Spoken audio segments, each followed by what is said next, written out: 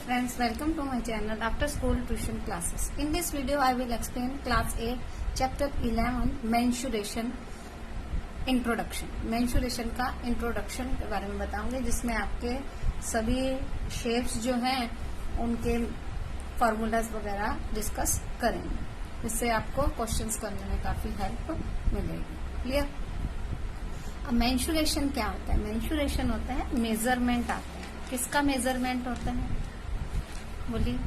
Measurement होता है जो फिगर्स दी ज्योमेट्रिकल फिगर्स होती हैं उनका मेजरमेंट होता है. इवन देन जैसे आपकी एक बुक ही है, बुक का भी अगर आप मेजर करें, देखिए कौन सी शेप है, उसका मेजरमेंट करें, उसकी लेंथ कितनी है, ब्रेथ कितनी है, एटसेट्रा, है ना. जैसे मान लो ये आपकी 8th की बुक है, this one is your book. Clear? अब ये देखिए इसकी ये साइड और ये साइड, है ना. तो ये सब क्या आता है? मेजरमेंट में आता है. क्लियर? अब बहुत सारी शेप्स होती हैं. कुछ शेप्स 2D होती हैं, कुछ 3D होती हैं.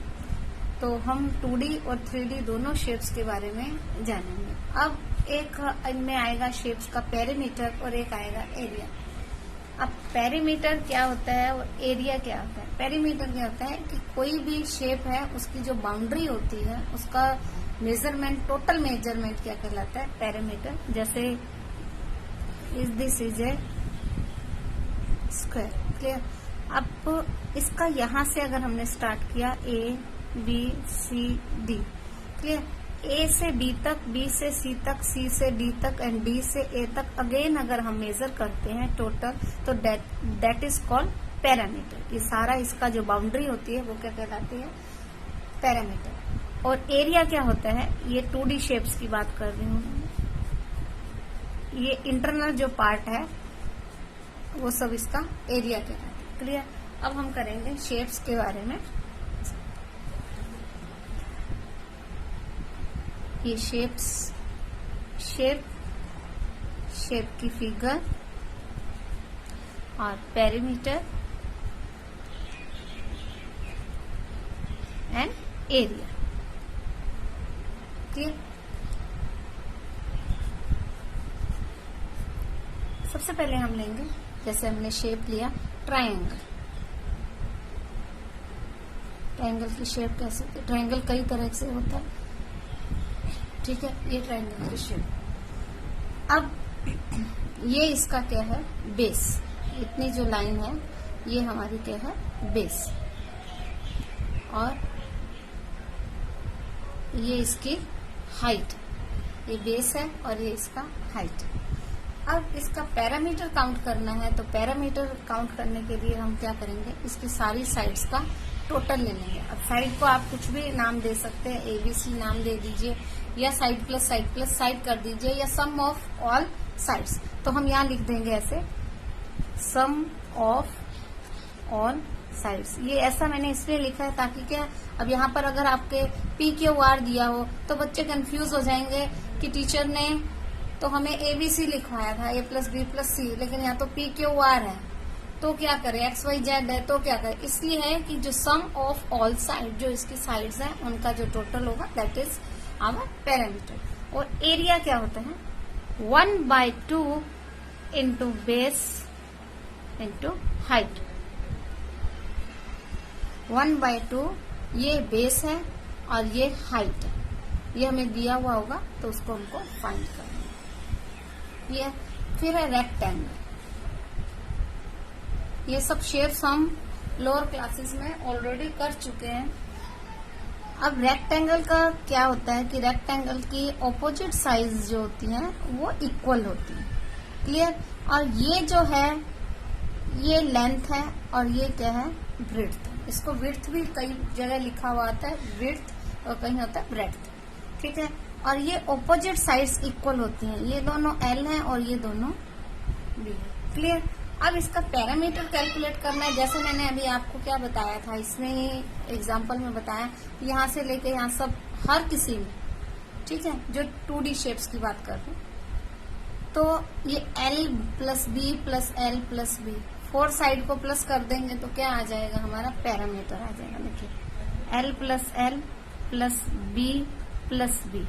ठीक है। अब इसको देखेंगे तो ये 2l हो गया और ये कितना हो गया 2b हो गया। l plus l 2l plus b 2b। अब अगर इसको और हम देखें तो 2 क्या है दोनों में कॉमन, तो 2 बाहर ले लेंगे तो l प्लस b, ये हमारा मेन फार्मूला आ जाएगा। क्लियर।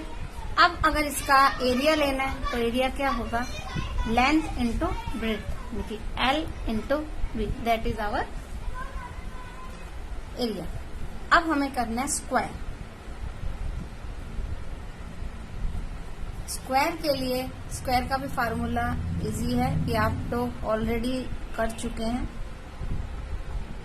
स्क्वायर में क्या होती है सभी sides, all sides are equal, सभी साइड्स इक्वल होंगी, तो आप इन साइड को कोई भी नाम दे सकते हैं। तो जो भी इसको सबको आप एल एल ही लिख दीजिए, सब जो है सेम है, आप इसको एल एल भी लिख सकते हैं और साइड भी लिख सकते हैं। तो इसमें क्या होगा L plus L plus L plus L और 4l, यानी कि 4 इंटू साइड। तो हम इसको ऐसे लिख सकते हैं side plus side plus side plus side equal to 4 into side. ठीक है, 4 इंटू साइड। और इसका एरिया क्या आएगा साइड इंटू साइड और साइड की स्क्वायर। क्लियर। अब है सर्कल।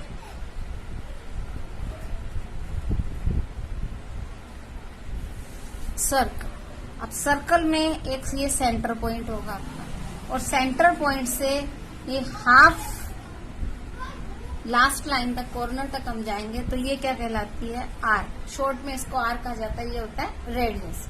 ठीक है। अब पैरामीटर की जगह हम इसको सरकमफ्रेंस कहते हैं। ठीक है, सर्कल में उसको पैरामीटर को सरकमफ्रेंस कहा जाता है। तो उसका यानी पैरामीटर क्या होता है 2 पाई आर। अब ये पाई न्यू है, ये लास्ट ईयर आप कर चुके हैं, 6th में आया हुआ होगा आपके। तो पाई की वैल्यू पहले तो हम आर लिखेंगे। आर क्या होता है radius, r is radius, and pi की वैल्यू क्या होती है 22/7 और 3.14। ठीक है, इसको 2 टाइप तक ही हम लेते हैं, उससे आगे हम इसको नहीं लेते हैं क्योंकि ये डिवाइड होता रहता है।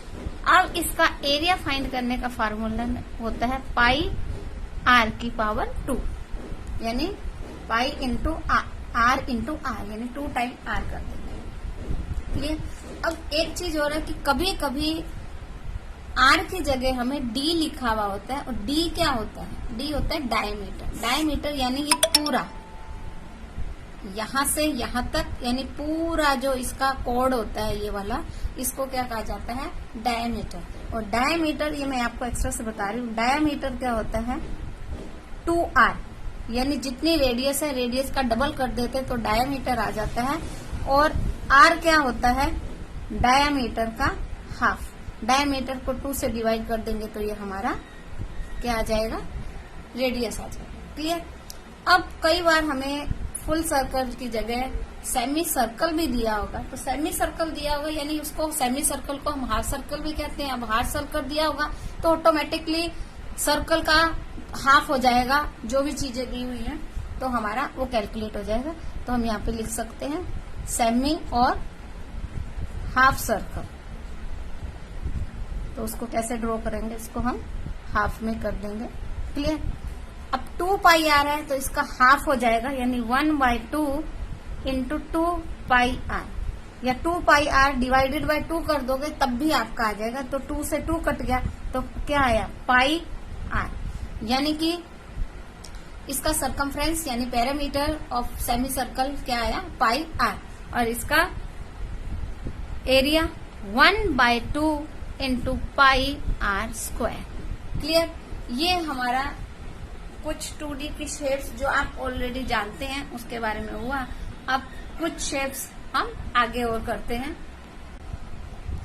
अभी नेक्स्ट है पैरेललोग्राम। पैरेललोग्राम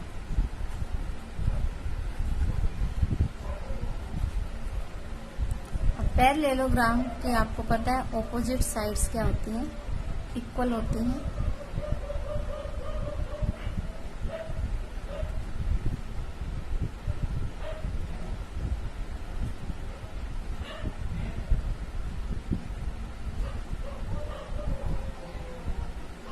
देखिए ये इसकी हाइट है, ये इसका बेस।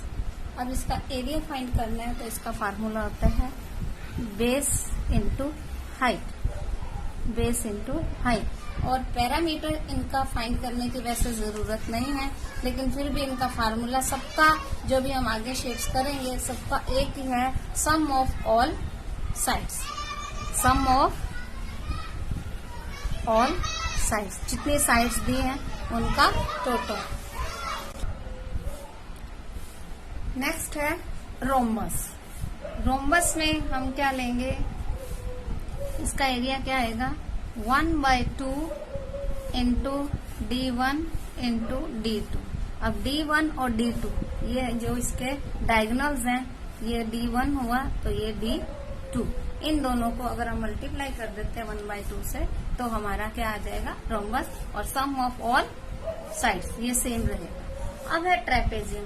ट्रेपेजियम में ये इसका बेस है और ये इसकी हाइट। क्लियर। अब इसका फार्मूला क्या है 1/2। अब ये क्या है पैरेलल साइड है, ये दो साइड्स के हैं पैरेलल है। पैरेलल क्यों है, क्योंकि अगर आप इनको मिलाते हैं आगे तक ऐसे इधर से या इधर इधर तो ये आपस में ज्वाइंट नहीं होती, लेकिन ये पैरेलल नहीं है क्योंकि अगर आप इनको ऊपर तक लेके जाते हो ऐसे, ये देखिए तो ये कट हो जाएंगे। क्लियर। तो ये दोनों क्या है पैरेलल साइड है, तो हम क्या लिखेंगे 1/2 सम ऑफ पैरेलल साइड्स, यानी ये दोनों का प्लस कर देंगे। अगर ये A है और ये B है तो A और B को प्लस कर देंगे इनटू हाइट, इनटू हाइट। तो ये हमारा क्या आ जाएगा एरिया ऑफ ट्रेपेजियम।